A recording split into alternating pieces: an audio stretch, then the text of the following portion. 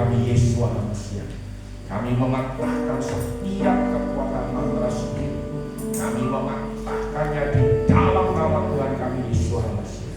Kami mematahkan setiap kekuatan dunia Allah orang mati yang disembah, dipatahkan dan tidak berkuasa atas area ini. Dalam nama Tuhan kami Yesus, kuasa darah Yesus membentengi kami. Haleluya. Dalam nama Yesus Masia. Amin. Shalom Bapak Ibu Saudara yang saya kasih dalam Tuhan. Kita akan melihat satu kebenaran firman Tuhan. Kalau malam hari ini adalah pembukaan ibadah komsel. Jadi komsel kita beberapa waktu yang lalu itu ada sesuatu yang salah karena itu hanya ibu-ibu PKW. Padahal sesungguhnya harusnya semua keluarga itu terlibat. Jadi semua termasuk anak-anak muda juga terlibat. Karena justru yang bisa membawa satu pertumbuhan itu adalah melalui komsel ini. Jadi saya belajar dari beberapa tempat yang saya datangi kemarin. Waktu saya berada di Pulau Jawa dan mereka begitu antusias di dalam komsel itu. Karena apa? Karena di dalam komsel itu semua bisa belajar. Artinya ada satu konsep nanti yang akan disampaikan, ada satu tema. Apa temanya? Apakah temanya itu sesuai firman yang disampaikan pada hari Minggu atau ada tema lain? Ya, seperti itu. Tetapi yang jelas nanti setiap komsel ini ada pemimpinnya. Saya berharap sekalipun mungkin yang datang cuma 4 orang itu tidak ada masalah, ya. Karena saya dulu juga waktu di Wapoga itu mengawali dengan 4 orang. 4 orang itu waktunya tiba itu meledak menjadi 150 orang seperti itu. Nah, saudara, itu yang saya pernah alami. Itu bukan komsel tapi persekutuan. Sekalipun banyak tantangan, tetapi tetap jalan dan akhirnya menjadi 150 orang. Nah, seperti itu, mukjizat demi mukjizat terjadi di dalam persekutuan. Nah, ini kita berbicara komsel ada 3 hal. Yang pertama adalah visi dan misi gereja kita. Yang kedua, kita berbicara tentang imam. Dan yang ketiga tentang kepemimpinan di dalam komsel itu. Jadi yang pertama ini saya ingin menyampaikan tentang visi dan misi gereja kita. Ya, ada 7 poin, tetapi sebenarnya kalau kita mau melihat yang sesungguhnya itu cukup dengan 3 saja. Tetapi kalau ada 7 itu jauh lebih hebat, jauh lebih dahsyat. Kita akan lihat di dalam Amsal pasal 29 ayat yang ke-18. Amsal 29 ayat yang ke-18, ya. Kita lihat, kita akan membacanya bersama. Saya undang saudara berdiri dan kita lihat firman ini bersama-sama.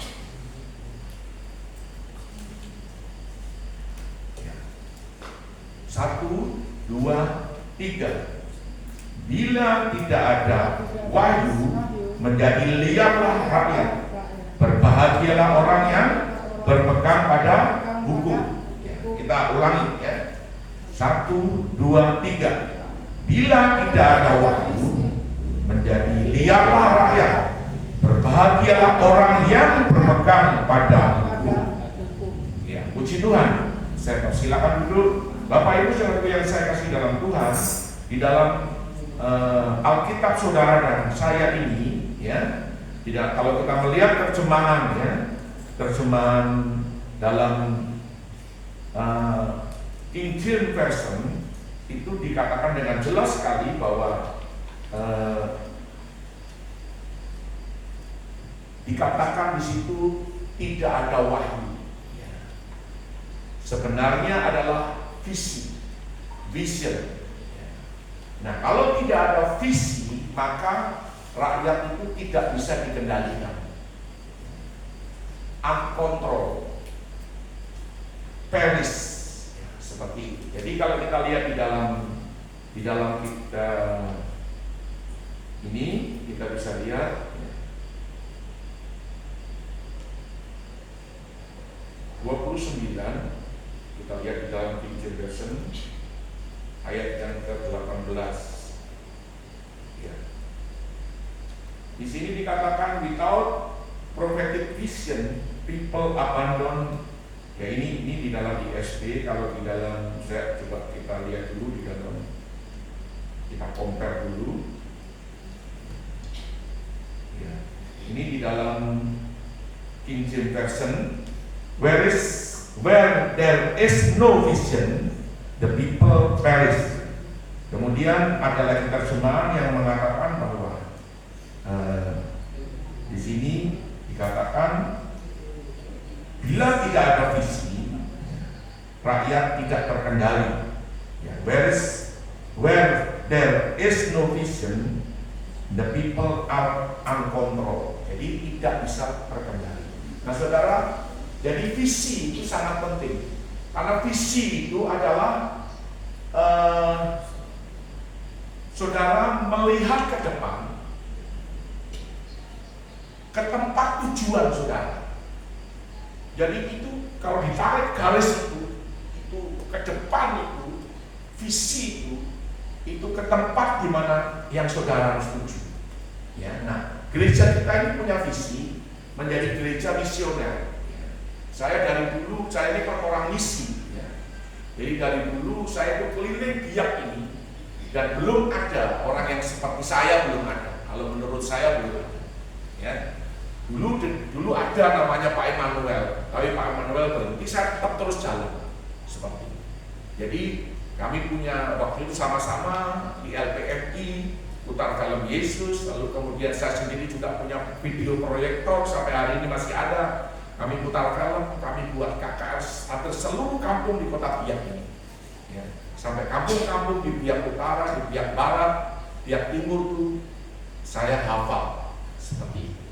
Nah, saudara, dan setelah saya istilahnya retret, saya mundur, tidak ada lagi yang lanjutkan, tidak ada. Dan tidak ada rupanya hamba Tuhan yang mau untuk melayani yang seperti itu, tidak ada. Jadi saudara yang saya kasih dalam Tuhan, saya sekarang mau lagi untuk melakukannya. Nah, saya harapkan dari anak-anak muda ini, karena sekarang orang dari Jakarta, orang dari Bandung itu mau datang ke pelosok-pelosok, tujuannya hanya untuk mau melayani, membangkitkan kembali, membangun kembali iman, membangun kembali pengharapan, saudara. Ya, karena Tuhan akan segera datang. Seperti itu. Jadi menjadi gereja misioner dan menegakkan kerajaan surga di bumi, saudara. Kalau saya ingat ini menegakkan kerajaan surga ini, saudara, tatkala ada peristiwa-peristiwa besar, ya, seperti contoh kayak peristiwa kesurupan yang ada di SMP 3, peristiwa kesurupan yang ada di SMK, ya, YPK yang di depannya Fresa, itu saudara, kalau saya tidak ingat ini, saya nggak akan mau. Karena saudara, pada waktu awal pelayanan kesurupan itu pendeta banyak, tapi begitu hari kedua, hari ketiga mereka mundur, saudara, ya, mereka mundur dan hanya tinggal kami saja. Lalu saya hanya bilang, Tuhan, kalau tidak ada yang menegakkan kerajaan-Mu di bumi ini, lalu siapa? Seperti itu. Nah, saudara, dan Tuhan memang pakai kita. Nah, saudara, itu yang saya mau sampaikan, ya. Jadi untuk menjadi gereja misi itu memang biayanya besar, karena gereja misi itu banyak keluar dan banyak melakukan penginjilan, banyak melakukan perkara-perkara di luar untuk orang diselamatkan. Nah, banyak gereja sekarang kan maunya aman di dalam gedung, ya. Mereka sentrifugal, jadi sentrifugal itu maunya berkat itu maunya hanya masuk saja. Dia tidak mau keluar, dia tidak mau. Kalau toh mau keluar, mereka tidak akan mungkin mau untuk semua denominasi, tetapi mereka hanya sebatas kelompoknya sendiri.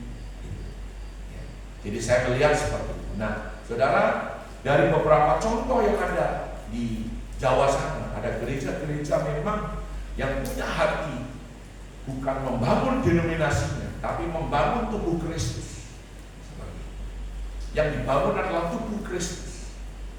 Dia tidak lihat merek gereja, tidak lihat dari mana asal gereja itu, tapi yang dia lihat adalah bagaimana supaya umat itu bisa percaya, mengenal Tuhan, lalu umat itu punya pengalaman. Seperti itu. Nah, saudara, memang ini tidak mudah karena iblis tidak suka, tantangannya begitu besar. Kemudian saudara bisa lihat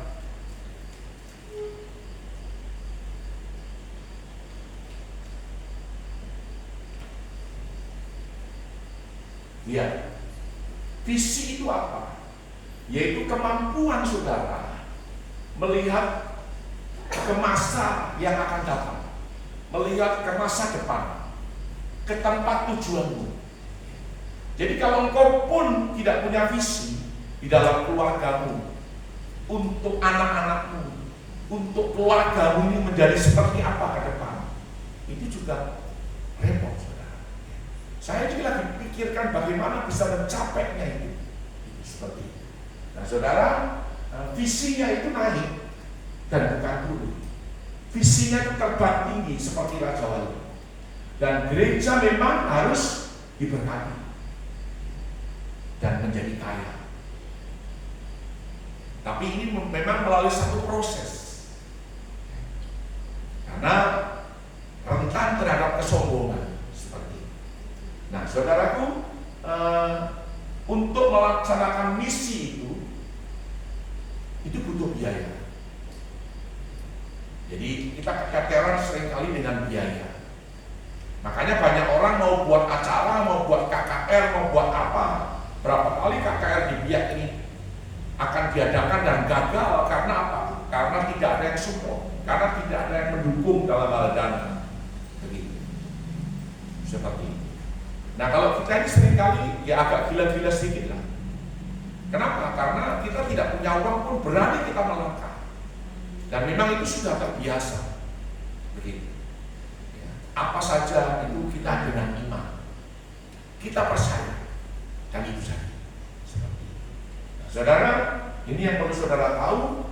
Nah, misi, jadi visi yang saudara lihat ke depan itu, ke tempat tujuan itu, harus ada satu tindakan melangkah untuk menggenapkan, untuk melakukan mencapai visi itu yang disebut misi. Nah, misi gereja kita ini itu ada 7. Yang pertama adalah kita non-stop, intens, non-stop, tidak berhenti melakukan peperangan rohani. Unstoppable spiritual warfare. Itu ayatnya dalam Kejadian 3:15. Mengapa spiritual warfare ini? Mengapa peperangan rohani ini ditaruh di pertama? Karena banyak gereja menaruh pemberitaan Injil di pertama. Nah, kalau saya secara pribadi saya dapat dari Tuhan itu peperangan rohani ditaruh di pertama. Karena Kejadian 3 ayat 15 itu menyatakan dengan jelas bahwa di sana ada permusuhan antara keturunan perempuan itu, yaitu Hawa, dan ular itu. Hawa, keturunan perempuan itu akan menginjak kepala ular, dan ular itu akan menggigit tumitnya. Dan itu genderang perang. Jadi saudara, genderang perang itu ada ditulis dalam Alkitab juga. Ya, itu ditabuh. Jadi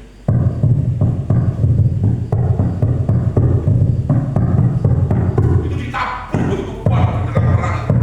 Nah, agama-agama lain juga pakai ini, kendaraan perang. Dung dung dung dung dung dung dung dung dung dung. Ya saudaraku, bahkan tempat-tempat itu kalau saudara lihat film mistik itu seperti itu. Nah, sebenarnya itu adalah kendaraan perang itu Bapak Yahweh yang menang. Tetapi mereka semua meniru. Nah, saudara, seperti itu. Kemudian Matius 16 ayat 18-19 itu di sana dikatakan bahwa engkau Petrus di atas batu karang ini aku akan mendirikan jemaatku. Nah, di sini kata eklesia itu muncul. Eklesia itu yang pertama artinya dipanggil keluar dari terang, dari gelap kepada terang, dari maut, dari kematian, kebinasaan kepada kehidupan. Dipanggil keluar. Dan eklesia yang kedua itu adalah Dewan Musyawarah Tuhan. Dewan Musyawarah Tuhan. Artinya apa? Saudara dan saya ini Dewan Musyawarahnya Tuhan. Itu ada di dalam kitab Yeremia kalau tidak salah 23:18. Itu dikatakan bahwa kita ini Dewan Musyawarahnya Tuhan. Yang menentukan arah kota apa itu kita. Karena kita ini yang berdoa. Gereja ini diberi tugas untuk berdoa, untuk mengatur seperti itu. Nah, saudara, kemudian Yoel pasal 3 ayat 9-11 itu juga berbicara tentang peperangan seperti itu. Nah, eklesia yang kedua itu Dewan Musyawarah Tuhan, dan eklesia yang ketiga itu adalah istilah ketentaraan Romawi. Memang ini saya potongi semua karena terlalu panjang. Istilah ketentaraan Romawi, kata eklesia itu adalah tempat di mana pasukan Roma itu berlatih. Mereka mengadu strategi perang. Mereka ada ahli pedang, ahli panah, ahli kereta, ahli pelontar api, ahli semua. Para ahli itu kumpulnya di eklesia. Nah, saudara, Tuhan Yesus HaMashiach itu yang dia lihat. Jadi di atas batu karang ini aku membangun tentara. Jadi gereja itu adalah pasukannya Tuhan. Gereja, saudara dan saya itu adalah pasukannya Tuhan. Tentaranya Tuhan. Bukan tentara secara fisik, tetapi tentara secara roh. Saudara harus mahir di sini, di dalam peperangan rohani. Sekalipun kita jatuh bangun, tetapi peperangan rohani ini menentukan masa depan. Peperangan rohani ini menentukan bagaimana visimu itu bisa digenapi. Seperti itu. Jadi eklesia itu adalah di atas batu karang ini aku membangun tentara pada Tuhan. Upon this rock I build an army. Jadi an army itu adalah tentara, army itu adalah pasukan, army itu adalah prajurit, army itu adalah soldier. Itu tentara yang tangguh. Tentara yang tangguh. Saudara. Jadi ini penting sekali buat kita pahami dan kita ketahui. Maka saya katakan gereja ini bukan kapal penumpang. Gereja ini bukan kapal penumpang. Saudara salah sekali kalau masuk gereja di kapal penumpang, itu salah sekali. Tapi gereja ini adalah kapal perangnya Tuhan. Seperti itu. Kalau skop yang besar, gereja itu adalah aircraft carrier-nya Tuhan. Aircraft carrier itu adalah kapal induknya Tuhan. Begitu. Makanya berapa tahun lalu, bukan tahun yang ini, tahun lalu itu kan temanya aircraft carrier. Padahal kita sudah khotbah itu mungkin 7 atau 8 tahun yang lalu, bahwa gereja itu adalah kapal induknya, aircraft carrier. Saudara, itu yang harus kita tahu. Kalau saudara ada di dalam kapal perangnya Tuhan, saudara nggak bisa santai-santai, goyang-goyang kaki, ongkang-ongkang kaki, nggak bisa. Tapi saudara akan selalu siap. Seorang tentara itu selalu siap. Cuma diturunkan senjata dan dia selalu siap. Begitu ada gerakan dia siap. Nah, itu yang saudara harus pahami dan saudara harus mengerti.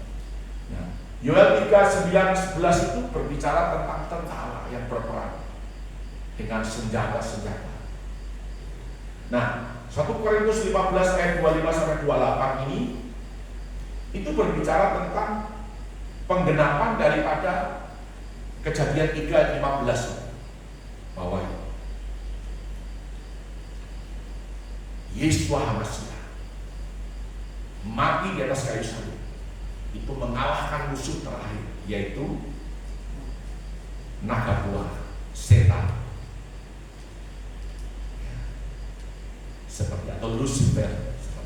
Nah, saudara, ini yang perlu saudara tahu. Kemudian yang kedua, non-stop, ya, intent non-stop, tidak berhenti memberitakan Injil. Nah, saya pernah sampaikan bahwa gereja itu adalah apa? Saudara, kalau odol gigi punya brandnya apa? Odol gigi Pepsodent. Kalau minuman kaleng brandnya apa? Coca-Cola. Seperti itu. Kalau air minum mineral brandnya apa? Aqua. Biar saudara mau beli Fresa, mau beli Fit, mau beli Le Mineral, tetap engkau bilang Aqua. Karena brandnya itu. Nah, brandnya gereja adalah apa? Amanat Agung. Gereja itu punya brand, punya merek, itu Amanat Agung. Jadi gereja yang tidak melaksanakan Amanat Agung, waduh, nanti Tuhan tuntut. Karena Amanat Agung ini adalah perintah, seperti itu. Ya, jadi tuai itu sangat banyak, tetapi pekerja itu sangat sedikit. Ya. Lalu siapakah yang akan kutus? Siapa yang mau pergi untuk aku, kata Tuhan? Nah, Matius 18 ayat 19 itu mengatakan bahwa pergilah dan beritakan Injil, jadikan semua bangsa, baptislah mereka dalam nama Bapa dan Roh Kudus, jadikan mereka semua murid, ajar mereka dan jadikan mereka semua murid.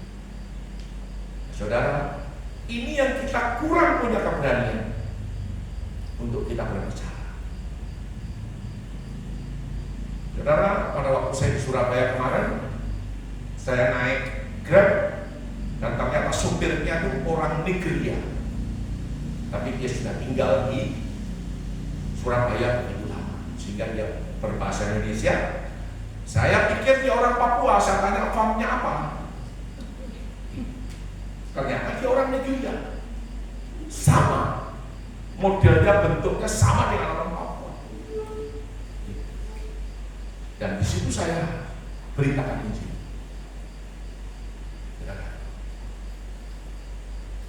Nah, saudara, memang tidak gampang, tetapi saudara hanya beritakan, sampaikan. Saudara, bahkan kita bayar taksinya kita kasih lebih. Saya katakan Tuhan Yesus memberkati kamu.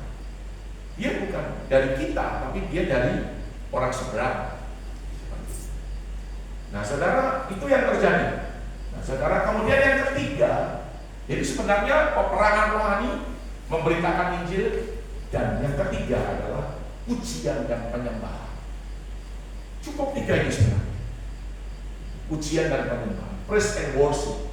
Intent non-stop, tidak berhenti dalam pujian dan penyembahan. Ini ada 24 tua-tua, ya. 24 tua-tua yang selalu menyembah. Wahyu pasal 4 ayat 10. Saudara, semarak pujian penyembahan itu yang menghadirkan hadirat seperti itu. Nah, saudara, yang keempat adalah ini masih pujian penyembahan. Jadi Pondok Daud akan bangun kembali. Jadi Pondok Daud itu pesta pujian penyembahan. Ya, Daud sendiri seorang pemuji dan penyembah.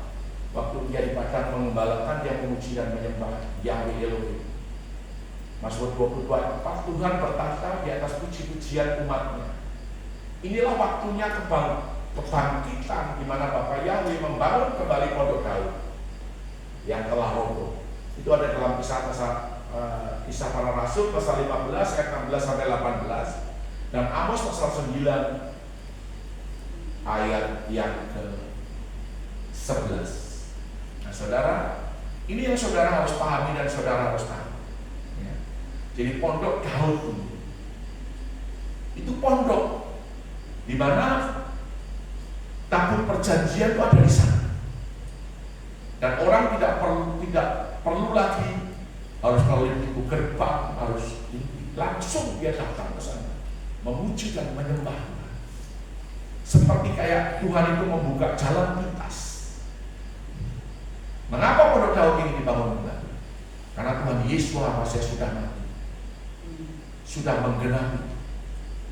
Saudara, jadi orang yang tidak datang, engkau maukah tidak mau datang untuk memuji dan menyembah Dia?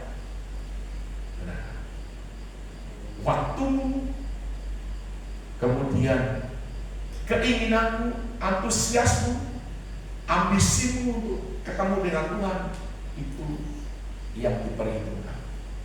Nah, saudara, kemudian pondok Daud ini adalah tipologi pujian penyembahan di akhir zaman. Itu di sana ada 1 Samuel pasal yang ke-16 ayat yang ke-7, penyembahan yang berkenan itu bersumber dari hati. Kemudian Ibrani 13 ayat yang ke-15, penyembahan itu sebagai gaya hidup. Kemudian Yohanes 4 ayat 23 sampai 25, bahwa Tuhan sedang mencari penyembah yang benar. Jadi pujian penyembahan kita ini adalah persembahan yang saudaraku berkenan kalau kita melakukannya. Mengapa seorang pemimpin altar di depan, seorang pemimpin komsel juga tidak boleh sembarang orang, apalagi kalau dia berkasus, apalagi kalau dia ada perzinahan. Tapi orang kadang-kadang tidak mau peduli akan hal itu. Bahkan belum diberkati nikahnya, dia mau tampil saja, pokoknya dia mau tampil. Dan banyak orang yang model begini yang saya tolak. Tidak bisa. Lalu mereka tidak mau bergereja di kita. Seperti itu. Nah, saudara, ya tidak masalah. Jadi mimbar ini kita habis bicara kebenaran dan kekudusan. Jadi saudara yang saya kasih dalam Tuhan, penyembahan kita itu harus menghadirkan hadirat Tuhan. Menghadirkan hadirat Tuhan. Jadi seperti itu. Nah, saudara yang saya kasih dalam Tuhan, yang keempat itu adalah intent dan tidak berhenti saudara menerima pengajaran, mendengarkan dan melakukan firman. Kalau dalam perjanjian lama ini adalah 10 perintah Yahweh. Dalam perjanjian baru itu tertuang di dalam perjanjian baru, di mana sebagian itu digenapi oleh Yeshua HaMashiach. Dan apa yang ditulis dalam perjanjian lama itu digenapi dalam perjanjian yang baru. Jadi nyambung seperti itu. Nah, saudara, menerima pengajaran ini, itu ada dalam Yakobus pasal 1, 21, 25. Itu dikatakan bahwa saudara, kita tidak boleh hanya menjadi pendengar saja, tetapi kita harus melakukan. Itu seperti orang yang berdiri di muka cermin, dia tahu mukanya, dan setelah dia berpaling, dia sudah lupa mukanya seperti apa. Itu sama dengan orang yang dengar firman, tetapi dia tidak tahu dan tidak melakukan firman itu. ya lupa.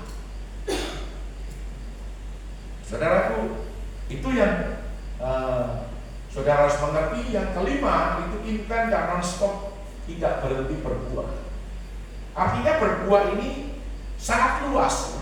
Karakternya itu diubah oleh Tuhan. Karakternya itu diubah. Puji Tuhan. Ya. Jadi karakternya itu diubah dan hidupnya diberkati. Nah, kalau saudara lihat ini dalam Mazmur pasal 1 ayat yang ketiga, seperti pohon yang ditanam di tepi aliran air menghasilkan buah. Lalu Yeremia 17 ayat 7-8, diberkati orang yang mengandalkan Tuhan. Dan selanjutnya dia seperti pohon yang ditanam di tepi aliran air yang tidak pernah berhenti menghasilkan buah. Kemudian Yohanes pasal 15 ayat 4 dan 5, hanya di dalam Yesus HaMashiach kita berbuah, kita menghasilkan buah. Di luar Yesus HaMashiach kita tidak dapat. Ya, jadi eksistensinya adalah dan kehidupan kekristenan itu harus berbuah. Ya, ada buah pelayanan di mana saudara memenangkan jiwa, itu jadi kebanggaan. Surga itu sangat bangga sekali tatkala saudara itu menghasilkan buah pelayanan seperti itu. Jadi sungguh bangga. Bahkan ada mahkota yang diberikan tatkala saudara bisa bawa satu jiwa saja. Saudara tidak perlu takut dengan denominasi gereja, tidak perlu takut. Saya ini pernah di sidang juga beberapa waktu yang lalu berkait dengan penginjil Lala yang umur 12 tahun itu, bahwa dia ketemu dengan Tuhan, bahwa semua orang harus dibaptis. Dan hari itu saya ini cuma jadi pendoa, ya, bukan ketua panitia. Saya cuma pendoa saja, dan saya kaget karena Lala menyampaikan, siapa yang mau dibaptis? Angkat tangan. Orang angkat tangan. Yang angkat tangan semua maju. Lalu ditanya lagi, siapa yang mau dibaptis? Angkat tangan. Yang tidak angkat tangan mundur. Tidak ada yang mau mundur. Lalu singkat ceritanya, tiba-tiba ada 2 truk brimob masuk dan mereka dibaptis. Saya juga tidak tahu mereka dibawa kemana. Saya cari di TikTok, di area TikTok sana, di laut TikTok sana, di pantai TikTok, tidak ada. Lalu saya dengar berita mereka ada di Arumbai. Dan saya lihat yang baptis cuma waktu itu baru 1 orang. Saya bilang yang antri itu mungkin ada 400 sekian orang, 460 sekian orang, sampai di depan duta suara sana antri. Lalu siapa yang mau baptis? Saya yang punya naluri penginjil. Saya akhirnya turun. Dan beberapa waktu ada Satpol PP, beberapa itu saya hanya katakan, kamu ini mau bertobat sungguh-sungguh apa enggak? Mau berhenti dari mabuk, mau berhenti dari berzina enggak? Kalau enggak mau berhenti, enggak usah ikut baptis. Saya bilang. Mereka bilang dia siap, mereka mau berhenti. Kita berdoa dulu baru kita baptis mereka. Dan hari itu geger kita lihat. Karena ternyata 467 ini di Biak Timur itu ada lagi 100 sekian. Waktu itu ketua klasis pun ada dan lihat semua. Tidak dapat dibentuk. Di Biak ini ada lagi di Solido, ada lagi di mana orang minta dibaptis. Akhirnya di Lumpur juga sekian ratus orang. Jadi kalau di total itu 1000 orang lebih. Nah, itu yang terjadi. Dan itu saudara jadi satu masalah gitu, karena setelah itu jadi orang membentengi diri dengan KKR. Seperti itu. Nah, saudara, tetapi buat saya itu adalah kehendak Tuhan. Karena tidak ada seorang pun dapat menghentikan, tidak ada. Waktu itu kalau tidak salah sekdanya Pak Tan. kedua berusaha untuk dihentikan pun tidak bisa. Jadi ya itulah, kita mengalir saja seperti air mengalir dari atas. Siapapun yang ada di bawah terlanda dengan air. Itu juga yang saya katakan pada waktu saya juga sidang. Tetapi saudaraku, tidak ada yang bisa membatasi, karena memang baptisan itu adalah firman Tuhan. Baptisan Yesus Hamasiah itu di Sungai Yordan. Nah, jadi saudara harus punya buah pelayanan.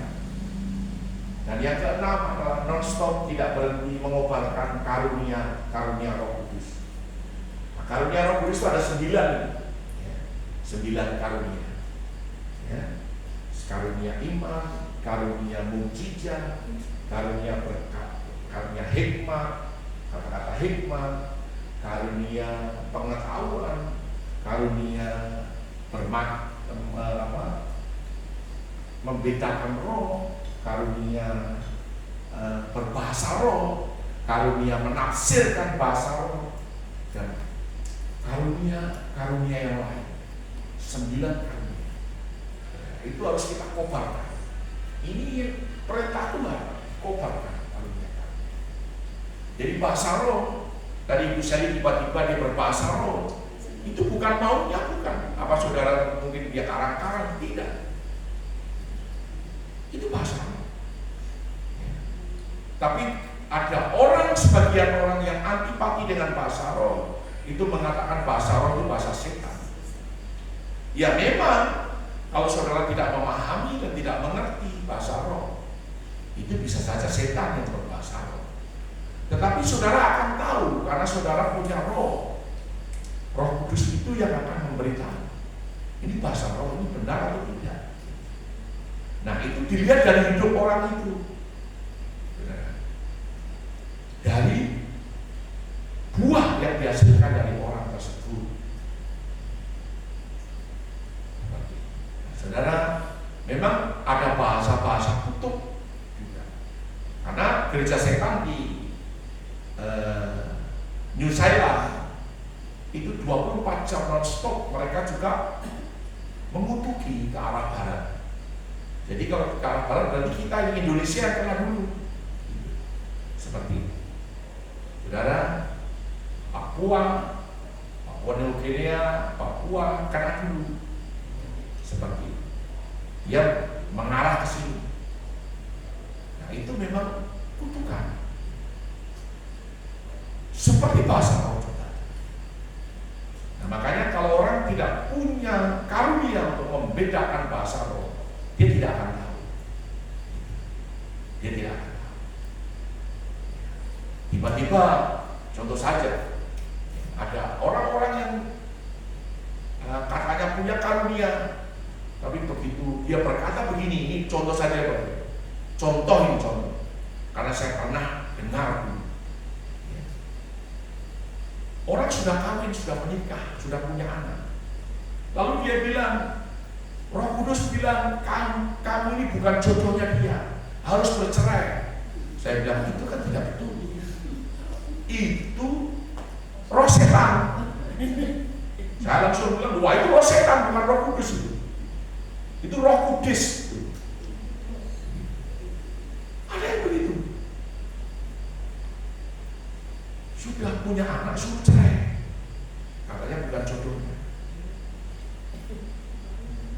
Ada yang begitu. Seperti itu. Nah, saudara, makanya karunia membedakan bahasa roh dan menafsirkan, membedakan roh-roh itu dan juga menafsirkan bahasa roh itu harus kita mengerti dan kita pahami. Itu karunia. Saudara, yang ketujuh adalah intent non-stop, tidak berhenti ada dalam unity, dalam kesatuan. Ya. Saudara, kalau kita unity itu Ulangan 32 ayat yang ketiga itu sama dengan 1 orang mengejar 1000, tetapi 2 orang itu membuat lari 10.000 orang. Jadi satu orang mengejar 1.000, tapi kalau 2 orang itu mengejar 10.000. Itu unity. Jadi betapa hebatnya tali 3 lembar tidak akan bisa dipatahkan. Tetapi kalau sendiri-sendiri gampang dipatahkan. Makanya komsel ini penting sekali untuk kita lakukan seperti itu. Nah saudara, tadi yang pertama adalah peperangan rohani, yang kedua adalah memberitakan Injil, kemudian pujian dan penyembahan. Saudara, pujian dan penyembahan itu adalah tipologi akhir zaman. Jadi kalau saudara tidak suka memuji dan menyembah, itu berbahaya. Dan seterusnya. Kemudian yang berikut adalah, yang bagian yang kedua adalah tugas imam itu berdiri di tengah celah. Dia standing on the gap. Ini ada gap, ada jurang, dia berdiri di tengah-tengah. Ya, Yeskiel 22 ini ayat yang ke-30. Ya.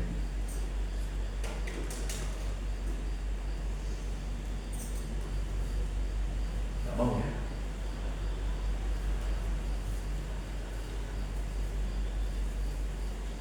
Coba tolong.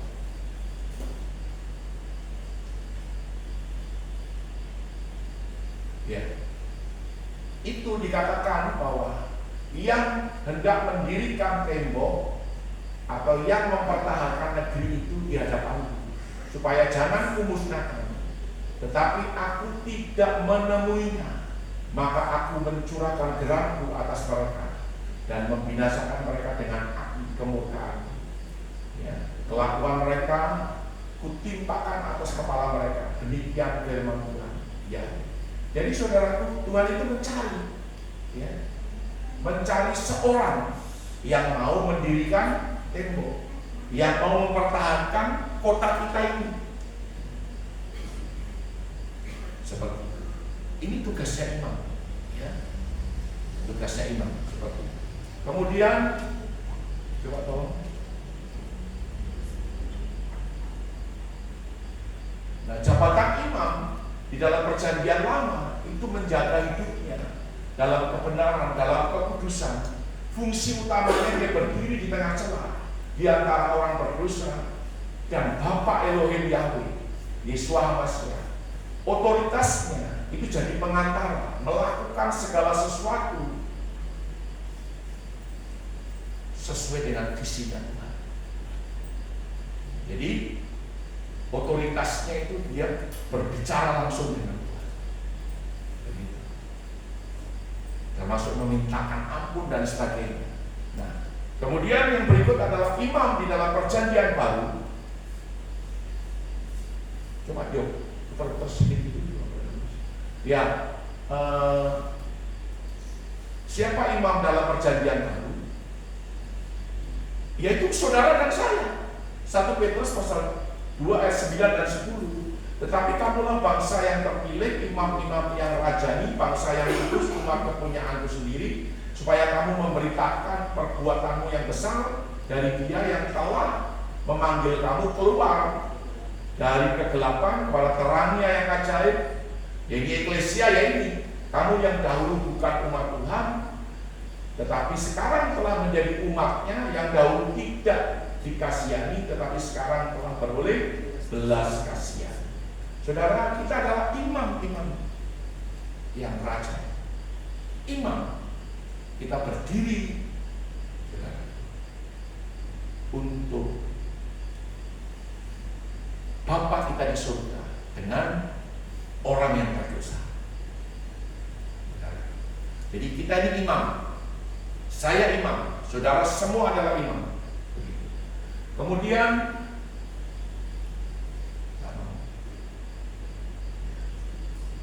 2 Korintus pasal yang kelima ayat 18 sampai 20. Yesus HaMashiach, imam besar yang telah mempercayakan pendamaian itu kepada kami. Jadi saudara-saudara ini adalah pelayan pendamaian. Saya adalah pelayan pendamaian. Jadi kami ini adalah saudara pelayan pendamaian. Saudara, ya, berilah dirimu untuk diperdamaikan dengan Elohim. Dan saudara dan saya itu adalah pelayan pendamaian. Saudara dan saya adalah utusan Tuhan. Jadi saudara adalah imam, pelayan pendamaian. Ya, lanjutnya. Kenapa tiba-tiba tidak bisa ya? Nah, tadi kok ada yang kelewatan kayaknya. Coba naik ke atas lagi. Naik ke atas lagi. Oh enggak. Terus kembali ke nomor 3. Saya mungkin salah kasih masuk. Ada satu slide yang tidak dikasih masuk. Jadi di situ nanti ada satu ayat berkaitan dengan firman itu tadi, bahwa kita ini adalah utusan Kristus, imam-imam yang diperintah oleh Tuhan untuk melayani pendamaian seperti itu, ya. Dan yang ketiga ini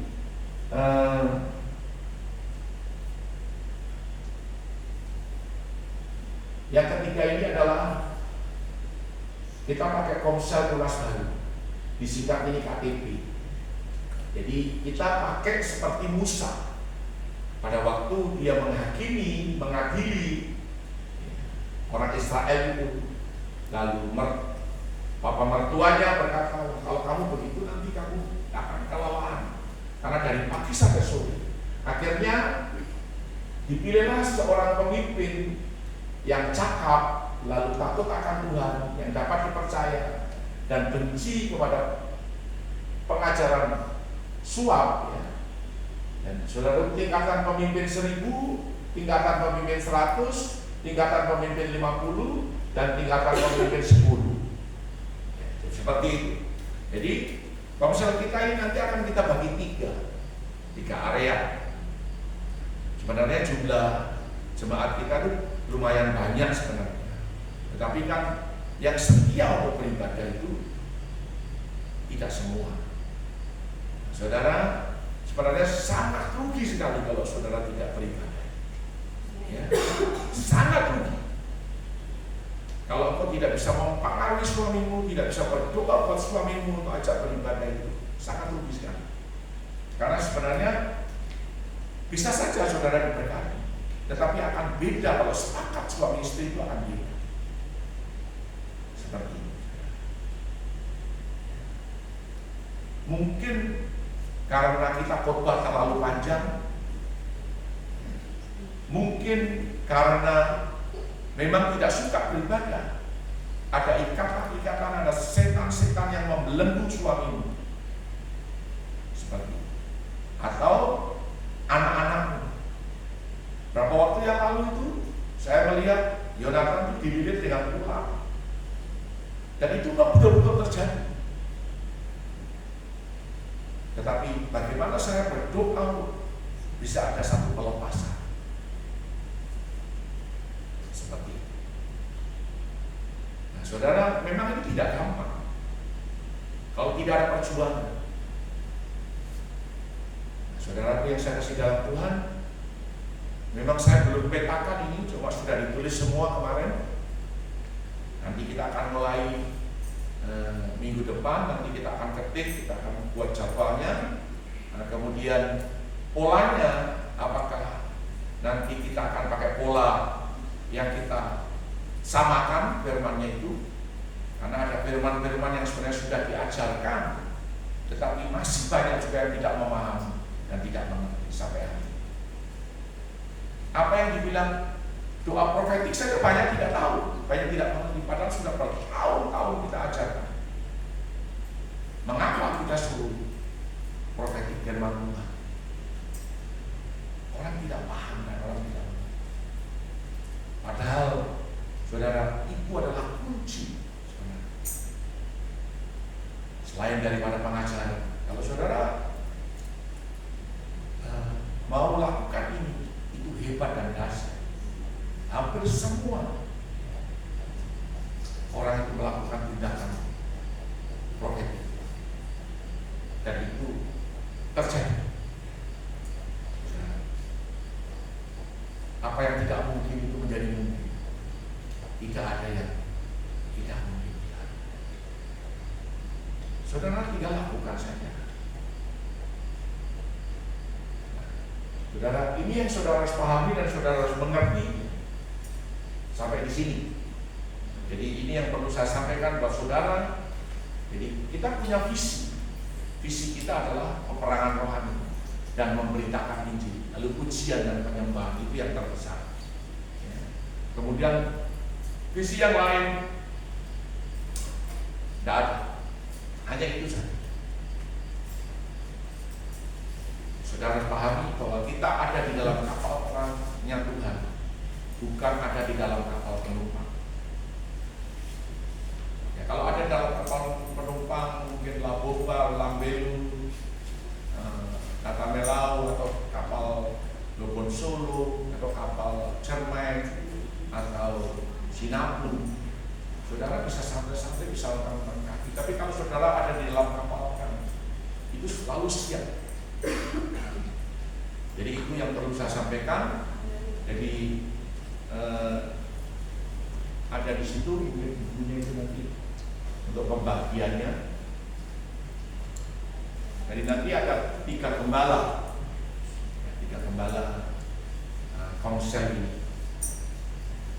Jadi setiap gembala itu nanti setiap habis komsel melaporkan lewat WA saja, dilaporkan berapa orang yang hadir.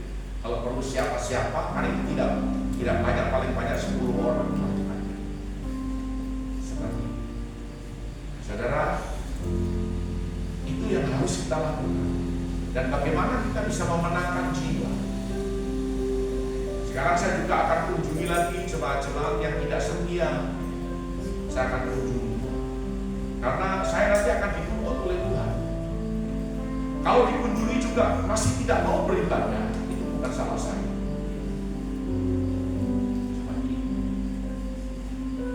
Bukan salahnya. Lalu saya juga akan pelayanan, turun ke kampung-kampung, lalu mungkin ke kota-kota. Jadi saudara belajar dalam komsel ini, mungkin saya akan tertulis saja, supaya kita juga ke depannya banyak pembicara, banyak orang yang bisa berbicara. Saya selain Pak Rubino, mungkin ada lagi Pak Wai Simon, mungkin ada lagi Pak Bobi, ada lagi siapa lagi yang bisa. Banyak pembicara yang bisa terarah. Jadi kertas-kertas yang saudara ada firmannya itu nanti saudara simpan, saudara kumpulkan, jadikan referensi. Karena di dalamnya saudara akan diajar percaya kepada Tuhan, akan diajar iman. Bagaimana saudara